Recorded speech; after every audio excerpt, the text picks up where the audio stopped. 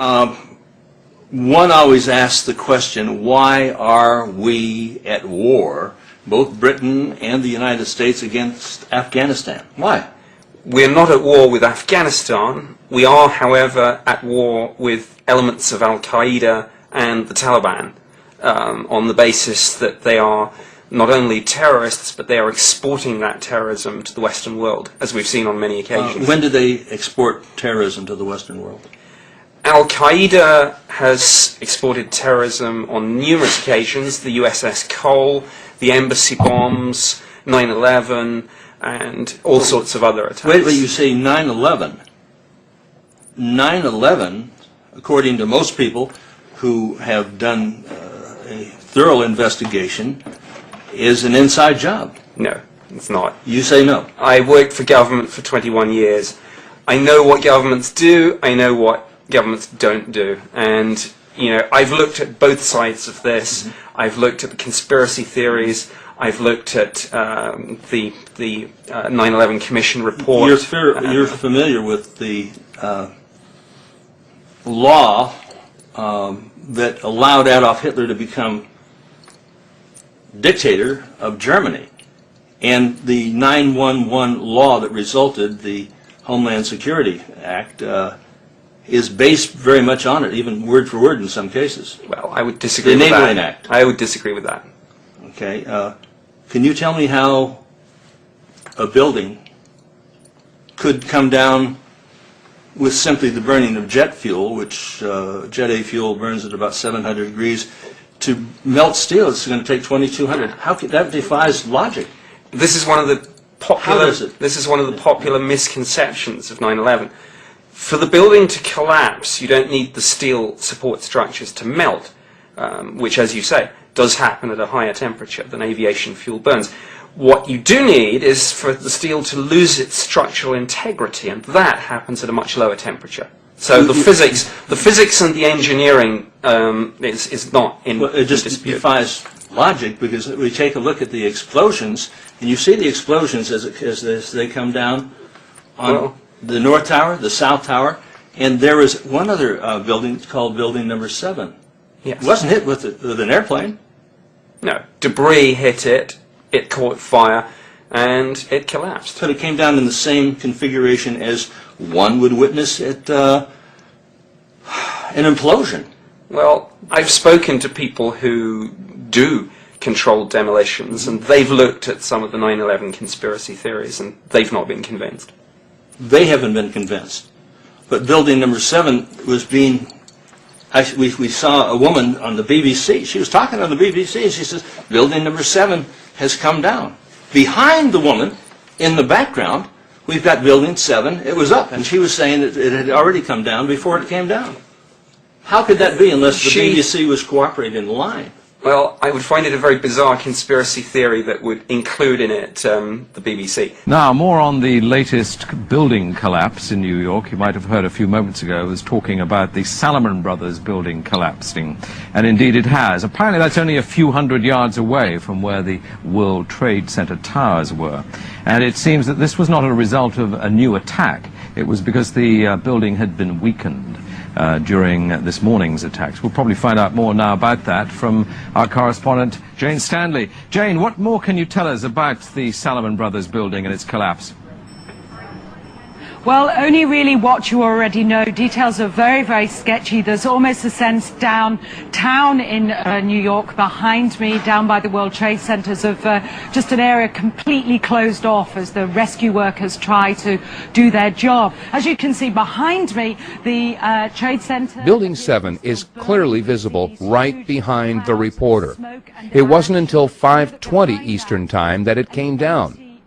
Buildings 4, 5, and 6 maintained heavy damage from falling debris from the towers, and yet they remained standing.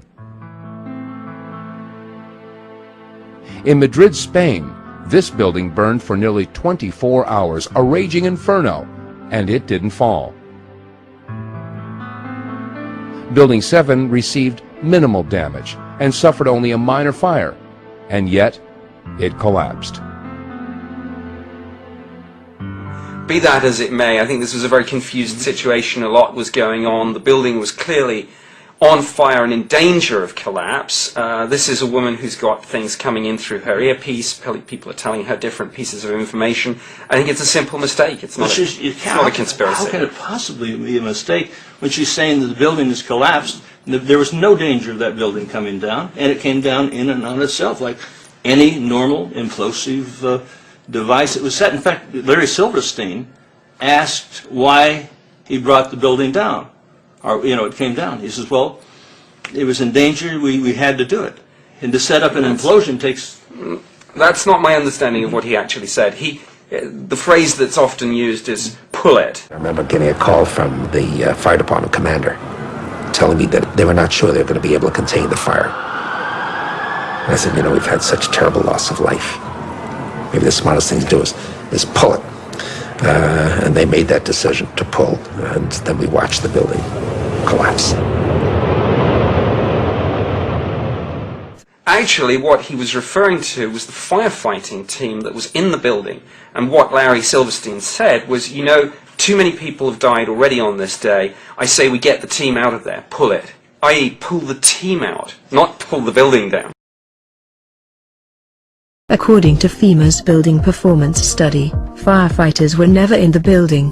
Preliminary indications were that due to lack of water, no manual firefighting actions were taken by the fire department. And these statements, from Popular Mechanics and the New York Times, confirm that no firefighting took place in Building 7, and that the fire department had ordered firefighters away from the building at 11:30 a.m. Another problem is that Silverstein made no reference to the firefighters when he talked about Building 7 for the PBS documentary.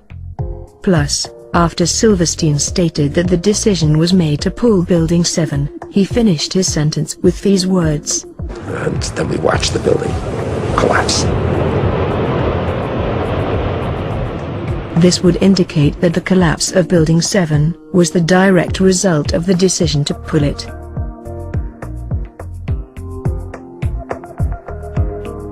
As a successful property developer, Silverstein would have gained considerable experience in hiring contractors to carry out controlled demolition of buildings.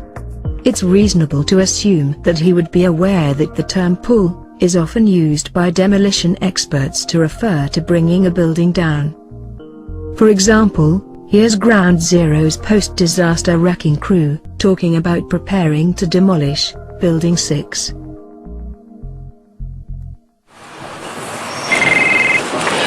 Hello? Oh, we're getting ready to pull Building 6.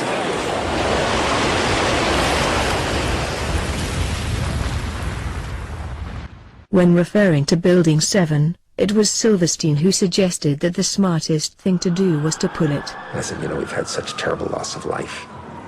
Maybe the smartest thing to do is pull it. And because Silverstein has more knowledge of controlled demolition than he does of firefighting, it is reasonable to assume that he was referring to pulling the building down.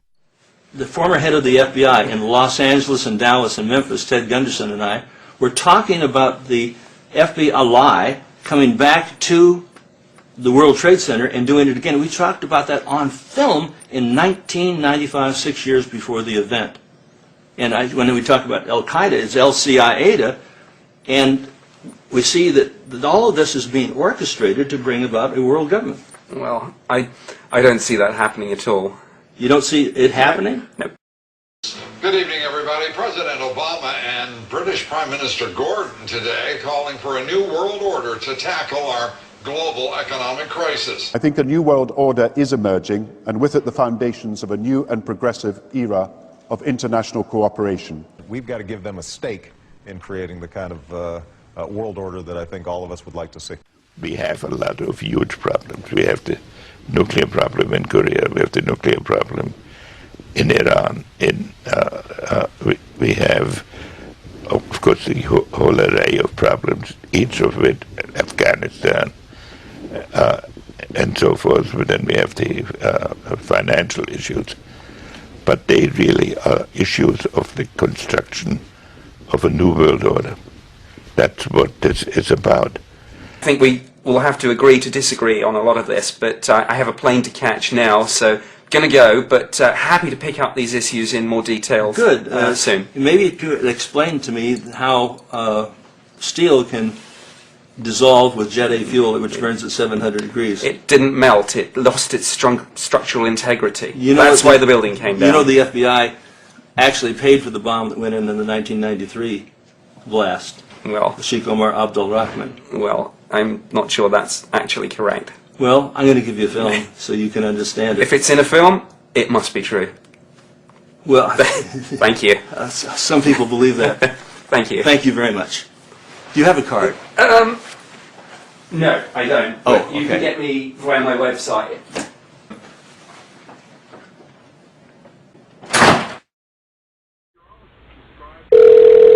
Good afternoon, Milazzo Company. Sorry, is this Controlled Demolitions? Yes, it is. Okay, I was wondering if there was someone I could talk to briefly, just to ask a question I had. Well, what kind of question? Well, I just wanted to know what a term meant in demolition terms.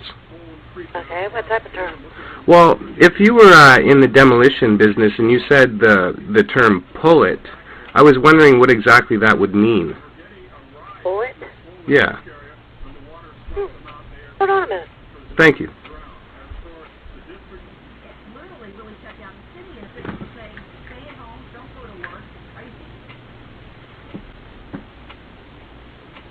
Sir? Yes? Pull it is when they actually pull it down. Oh. Well, thank you very much for your time. Okay. Bye.